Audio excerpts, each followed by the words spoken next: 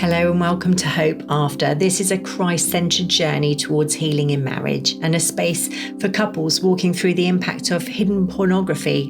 And everything we share comes from lived experience because we've walked this road ourselves. And what we offer has been shaped through the healing and rebuilding that God has led us through.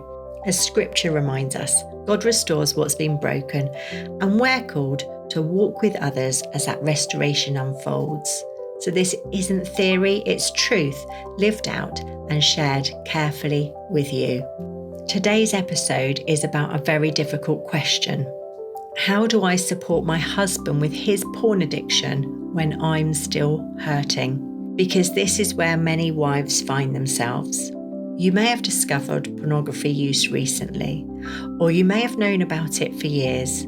You might be living in the shock of discovery, or you may be exhausted from repeated promises, repeated apologies, repeated relapses, and repeated heartbreak. Somewhere in the middle of your own pain, you may also feel pressure from him, from church culture, from marriage advice, from your own faith, from your own compassion to support him, to be kind, to be understanding, to help him and encourage him, to forgive him, to not make things worse, to not shame him or abandon him.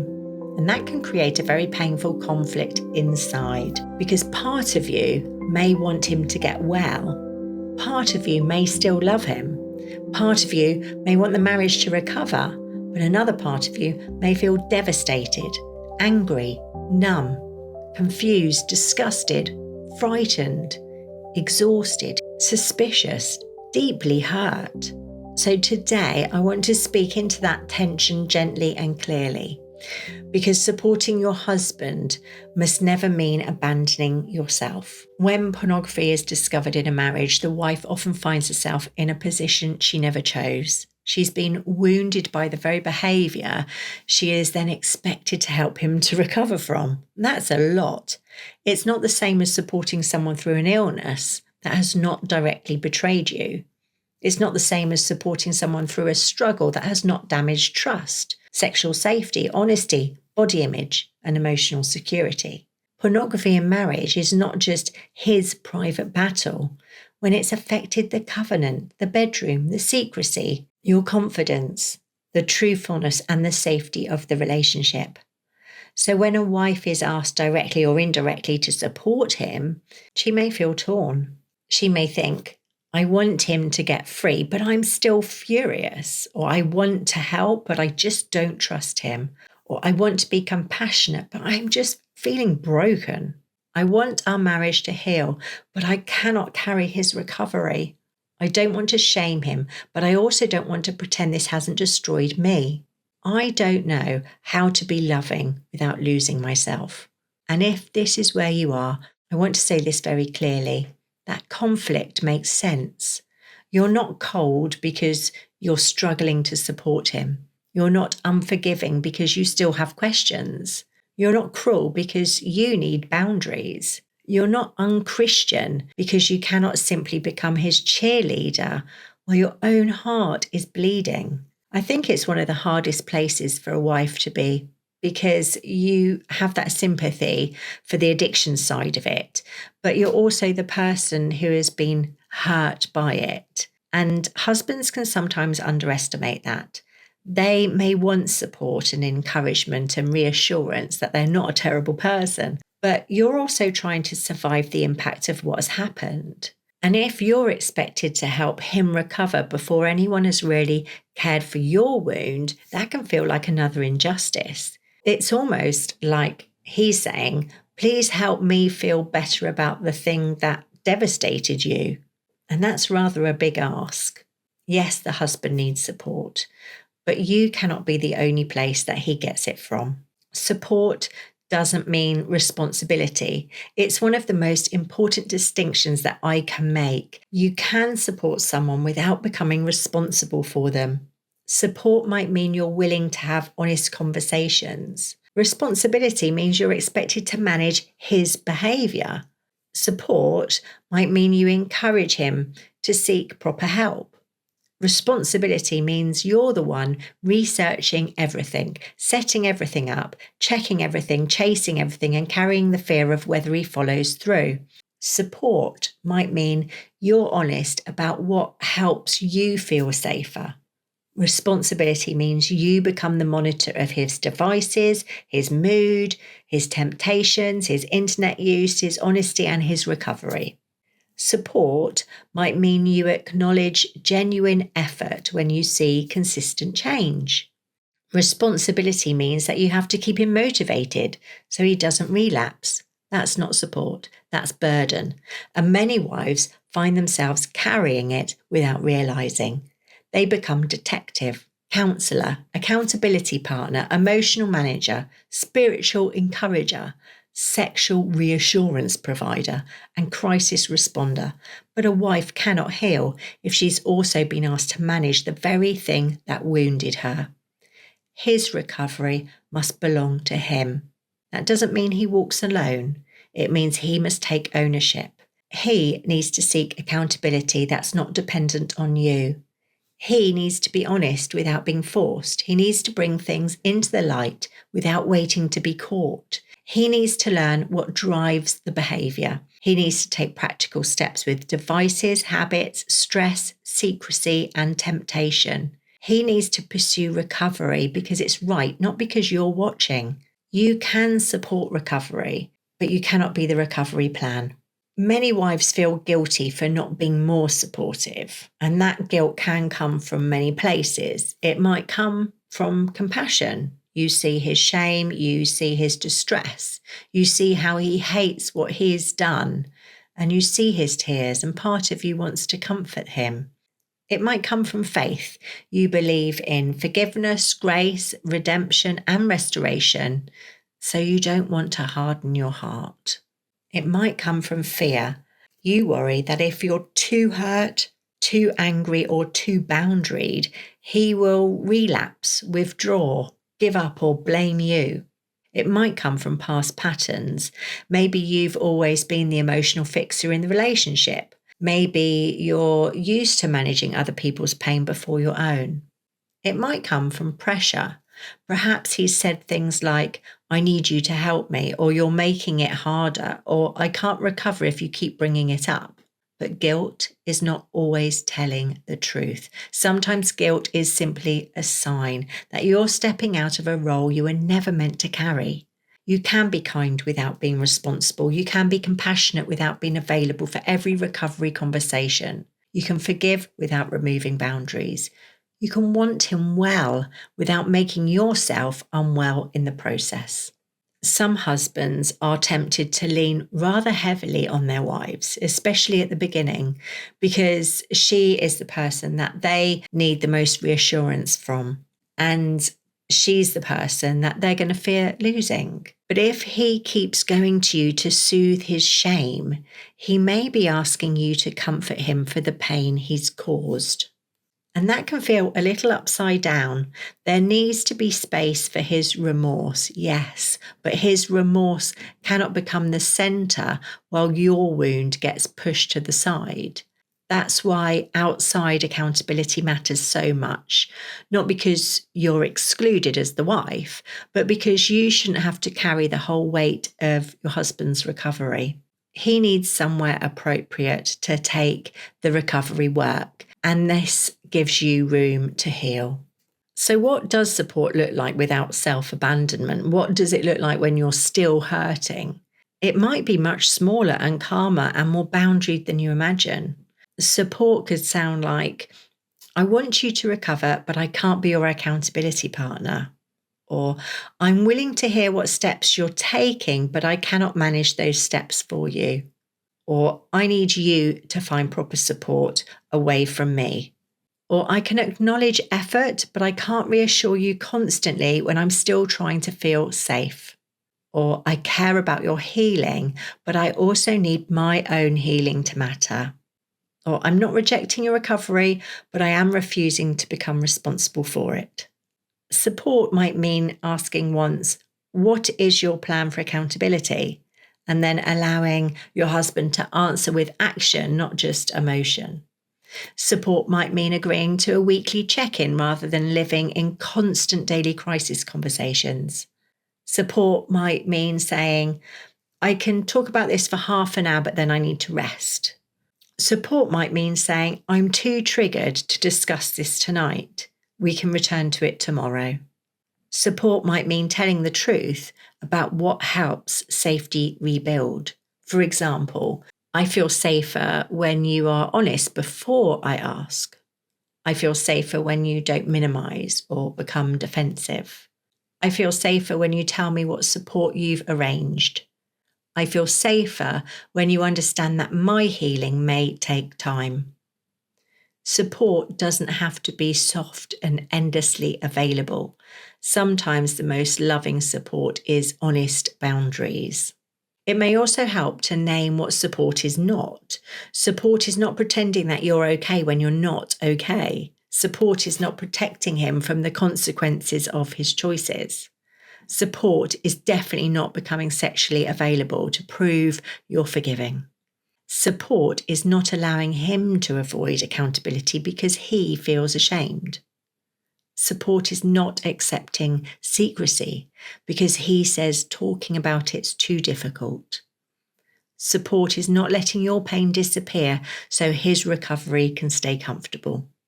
Support is not allowing your body, your emotions, your questions, or your triggers to be treated as an inconvenience. Support is not staying silent because you're afraid he will relapse. A husband's recovery that requires his wife's silence is not real recovery. A husband's recovery that collapses every time his wife is hurt is not yet stable recovery. A husband's recovery that depends on his wife's emotional management is not mature recovery. Real recovery learns to face pain without running back to secrecy. So when he says, but I need your support, it can be difficult because sometimes that's genuine. He may be saying, I know I need help. I don't want to keep hiding. I want us to face this. But sometimes, even unintentionally, it can become a little like pressure. I need your support may start to mean, I need you to stop being angry, or I need you to reassure me, or forgive faster, or to stop asking difficult questions, or I need you to make my recovery easier, or to believe me before I'm really rebuilt trust, or I need you to be okay so I don't have to feel so guilty. So it is okay to clarify what support means. You might say, I do want you to recover. What kind of support are you asking me for? That question matters. If he is asking you to encourage him to get help, that may be reasonable. If he's asking you to be his only help, that is not reasonable. If he's asking you to listen sometimes, that may be possible. But if he's asking you to absorb his shame whenever he feels low, that's too much. If he's asking you to recognize constant change over time, that is actually part of rebuilding. But if he's asking you to trust him immediately, that's not support, that's pressure. Support has to be defined. Otherwise, you're going to end up carrying whatever your husband doesn't want to carry himself. So please ask, what do you mean when you say you need my support? Because a husband may think support means, please don't give up on me. But a wife may hear, please carry me. She may already be carrying the shock, the questions, the comparison, the broken trust and the grief. So he needs to be specific and realistic. He can't just hand you the word support and expect you to know what to do with it. And he needs to accept that some forms of support may not be safe for you to offer, especially early on. Your limits are not a lack of love. They may be part of what makes healing possible. One of the most exhausting roles a wife can fall into is policing, checking his phone, checking his history, checking his accounts, watching his mood, watching where his eyes go, watching how long he's in the bathroom, whether he seems distant, whether he's telling the whole truth. Now, we need to be honest. After betrayal, the desire to check makes sense. Trust has been broken. Safety has been shaken. You're trying to protect yourself from being deceived again. So this isn't about shaming you, but long term, you can't live as the police officer in your own marriage. It is going to exhaust your nervous system. It will keep you in a state of threat and make his recovery dependent on your surveillance.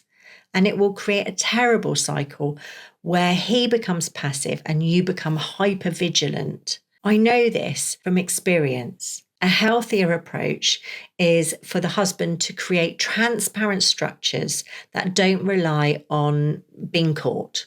That might include appropriate accountability software, agreed openness around devices, regular check-ins with a mentor or recovery group, counselling, pastoral support, or a structured recovery pathway like ours.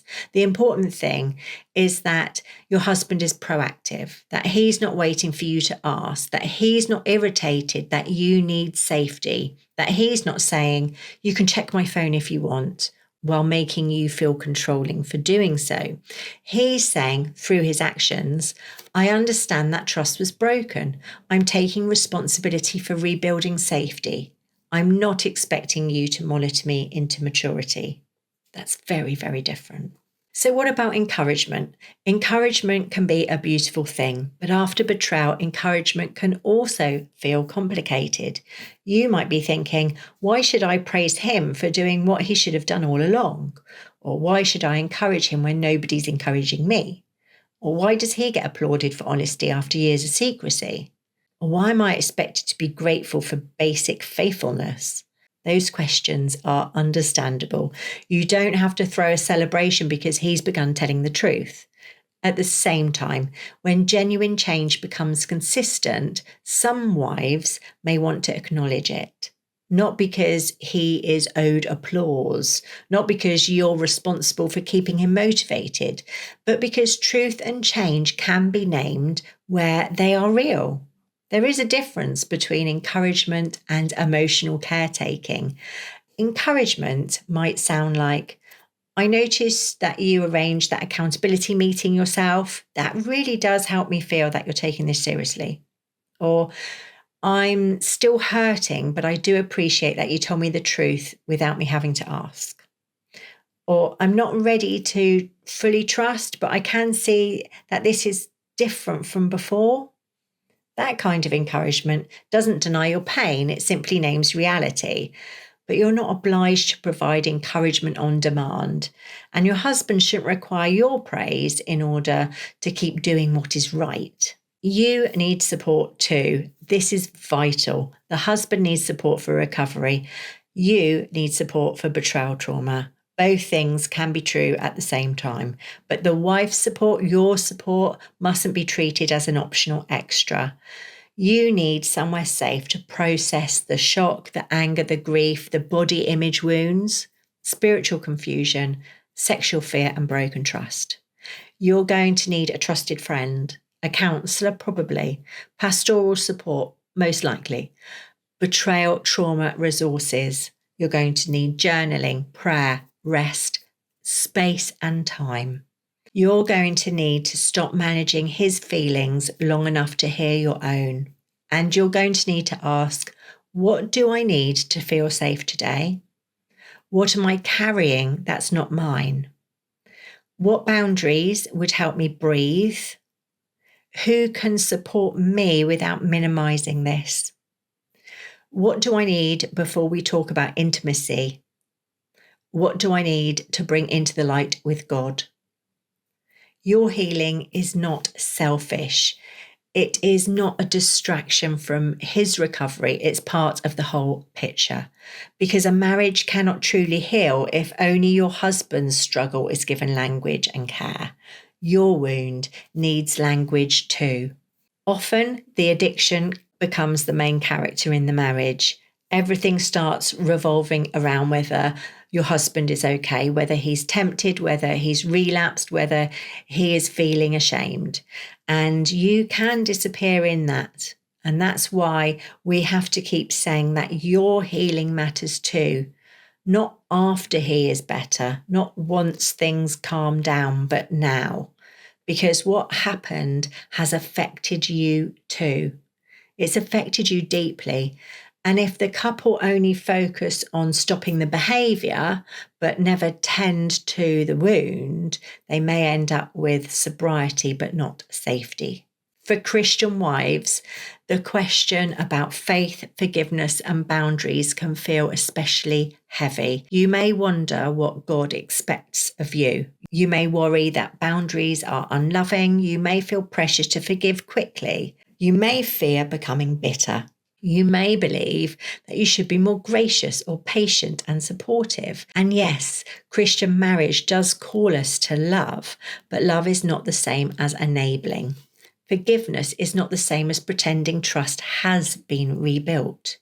Grace is not the same as removing accountability. Submission doesn't mean silence in the face of harm. Marriage restoration doesn't mean the wife absorbs all the pain so the husband doesn't have to face it. Jesus is full of grace and truth, not grace without truth, not truth without grace, but both. And in recovery from pornography, both are needed. Grace says, you're not beyond redemption.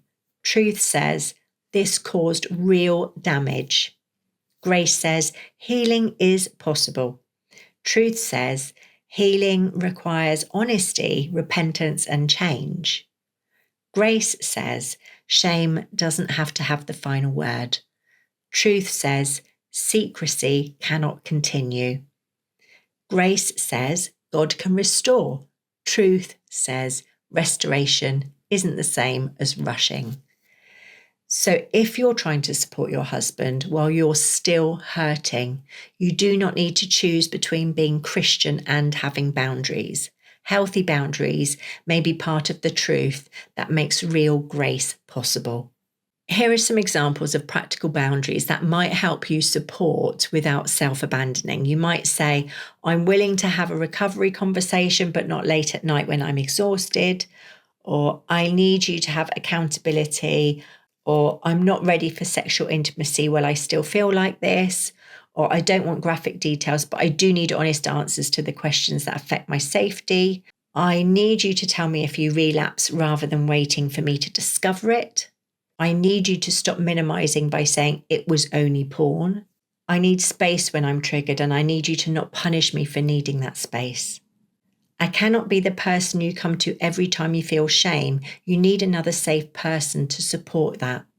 I'm willing to notice change, but I'm not willing to pretend trust is rebuilt before it is. I want healing for us both, but I won't carry this alone.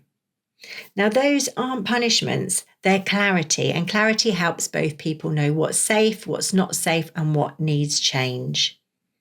So if you're the husband listening and you want your wife's support, one of the best things you can do is become easier to support safely. That means you don't make her drag the truth out of you. You don't become defensive when she's triggered, and she will be. You don't collapse into shame, so she has to comfort you.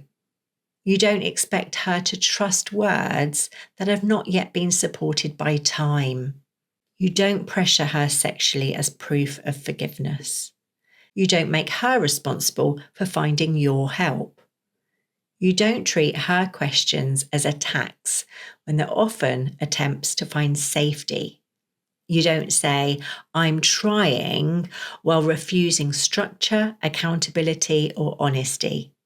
Instead, you can say, I'm taking responsibility for my recovery. I have arranged support. I want you to have support too. I understand that you're still hurting. I will not rush you. I know trust will take time. I will answer honestly. I am sorry for the ways this has affected how you see yourself, me, and our marriage.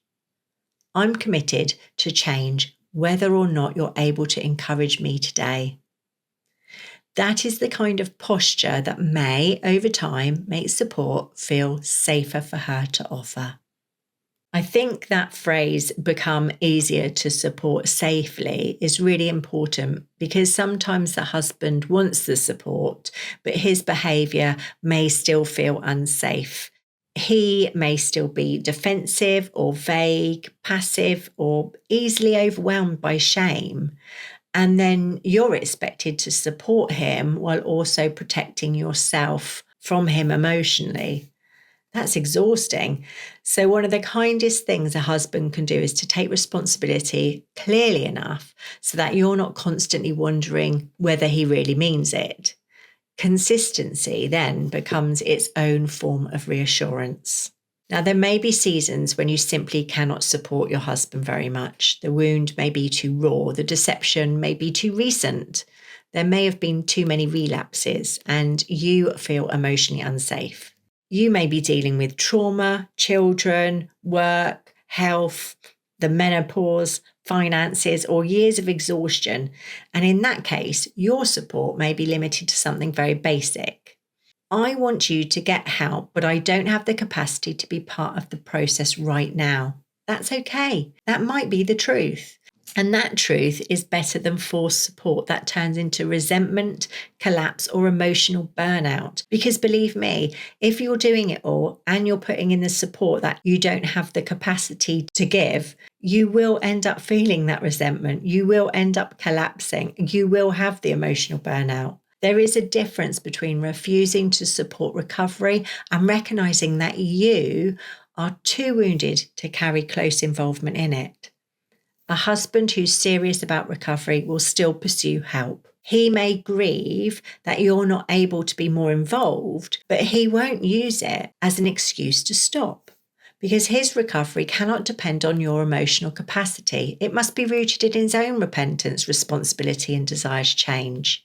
For couples who are ready for some structured communication, a simple check-in may help. It's not for the earliest crisis stage, if things are too raw or too unsafe. But when both of you are able, you might agree to a weekly check-in with a clear beginning and an end. The husband might answer things like, what recovery steps have I taken this week? Where have I been honest? Where have I struggled? What support have I accessed outside of you? What am I doing to rebuild safety? And the wife, you might answer, what has helped me feel safer this week? What has helped me feel less safe? What do I need you to understand about my healing? What boundary or reassurance would help me this week? The purpose isn't to interrogate. The purpose is to create communication and a rhythm of truth. But it only works if the husband comes prepared. The wife shouldn't have to lead the entire conversation, ask every question, manage every emotion, and then comfort him afterwards. A check-in should reduce chaos, not create more of it. This is why we created the Hope After pathway, because couples often need more than scattered conversations, emotional apologies, and desperate promises. They need structure. They need language. They need somewhere safe to put the pain. They need to understand that the wife's wound and the husband's recovery both matter, but they're not the same thing. The Hope After pathway walks through 6 stages, from the moment everything changed through to long-term recovery. It's not about making the wife responsible for her husband's recovery. It's not about excusing pornography or rushing forgiveness or forcing intimacy before safety has been rebuilt. It's a structured process for couples who want to face the reality of what has happened and begin walking forward with honesty, faith, and care. So, how do you support your husband with his porn addiction when you're still hurting? The answer is carefully, honestly, with boundaries, without self-abandonment. You can want him to recover without becoming responsible for his recovery. You can care about his freedom without silencing your wound. You can encourage honesty without becoming the police. You can show compassion without absorbing his shame. You can forgive in time and with God's help without pretending trust has already been rebuilt. And you can say, my healing matters too, because it does. His recovery matters. Your healing matters. Your marriage matters. But a marriage cannot be restored by asking the wounded person to disappear. Healing begins when truth is told, responsibility is taken, support is shared appropriately, and both people are allowed to face what pornography has done. Thank you for listening to Hope After. If this episode has spoken to where you are, you can find out more about the Hope After pathway through the link in the show notes. Take this gently. You're not failing because it's hard. You're not unloving because you need boundaries. You're not responsible for carrying his recovery. And even here, in this complicated, painful place, hope can begin again.